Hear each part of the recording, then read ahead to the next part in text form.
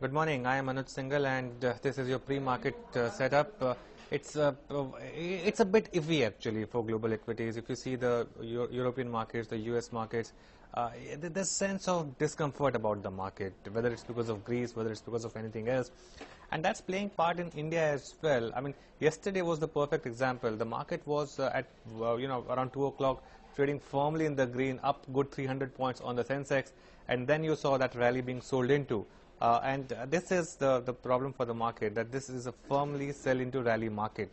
And if you take a look at the FII number and the DII number and worry what's happening, the FII selling is largely on account of really lack of incremental buying. If you see the gross buy and gross sell numbers, it's not that the selling is huge. What's happening is that FIIs are selling a bit, DIIs are absorbing that at lower levels, and that's really resulting in the prices coming down. I mean, even yesterday there was no major delivery-based selling in any large index stocks.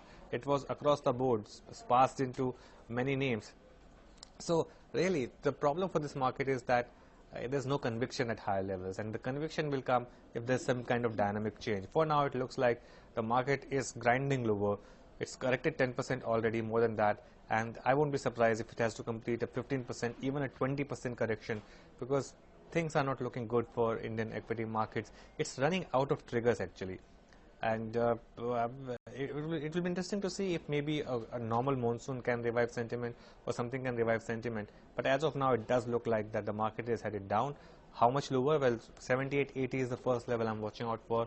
If that is breached, the options data is suggesting that 7700 has seen large amount of put writing. Yesterday also there was significant put build up, and the premium actually came down quite significantly. So there's good chance that 7700 holds at least for this series. We just have about 8 days to go for this series, so it will be interesting to see. But the smart investors are telling us that they won't be surprised to see a sub 7500 level at some point during the year. It will be interesting to see what happens to the mid caps and small caps, because they have sort of outperformed so far.